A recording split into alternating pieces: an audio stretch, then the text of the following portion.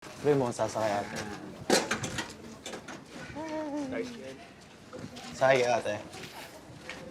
Pre, di ba yun yung anak ni Fidel? Ano nangyari? Bakit biglang bumigay? Hala, naging binabait. Bakla pala. Yan na, yan mo yan. Ayan. Ba mo na lang akong mangisda, tapos magluluto kita. Ha? Salamat ah. Tulungan mo na rin ako sa online selling ko. Siyempre yun na lang din ginagawa ko para makatulong kina nanay at tatay. Oo naman. Bili tayo kwek-kwek. Kasi sa kwek-kwek, kuya. 5 piso lang po. Piso lang. Michael? Ikaw ba yan? Ba't ganyan itsura mo? Bakla ka? Kaya mo pala ako iniwan. Ang kapal ng mukha mo. Manluloko ka. Magsalita. Huwag kang makikisali. Magsalita ka ano? Wala kang sasabihin sa akin? Ano? Parang kilala ko to.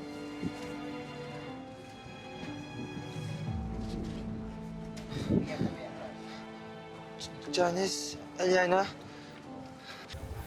O ayan. Bakla. Bakla si Michael.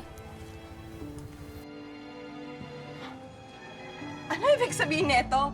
Tsaka, ba't kaya yung tsura mo? Iyak ka naman. Lintik nga naman. Eh, yung pinag-aagawan pala nating lalaki, bakla eh. Janice, Aliana, sorry sa inyo ah. Sana maintindihan nyo. Pero ngayon, handa na akong panindigan na si Jimboy talaga ang mahal ko. Parang kanina, pinag-aawayan namin magkapit-bahay kung sino ang karapat-dapat mong panugutan. Tapos ganyan ka? Panagutan? Anong ibig mong sabihin?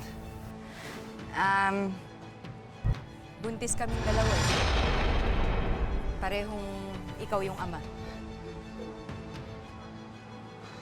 Pero alam mo, kung ganito magiging tatay ng magiging anak ko. Kasi piniin ko pa ata na palakihin ko to mag-isa eh. Ano, ganyan yung tatay? Tapos gato yung nanay? Kaya naman.